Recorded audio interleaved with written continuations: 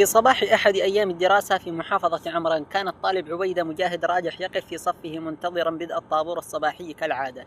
لم يكن يعلم أن هذا اليوم سيترك أثرا عميقا في نفسيته. اقترب منه مدير المدرسة مهدي حسين بطريقة بدت عادية في البداية، إلا أن ما دار بعد ذلك قلب كل شيء محملا بوزر لم سأله المدير عن والده، فكان جواب عبيدة بسيطا: أبي يعمل طبيبا. لكن المفاجأة كانت في رد المدير الذي نظر إليه بغضب مفاجئ وقال بصوت عال أمام جميع الطلاب: في صباح أحد أيام الدراسة في محافظة عمران، كان الطالب عبيدة مجاهد راجح يقف في صفه منتظرا بدء الطابور الصباحي كالعادة.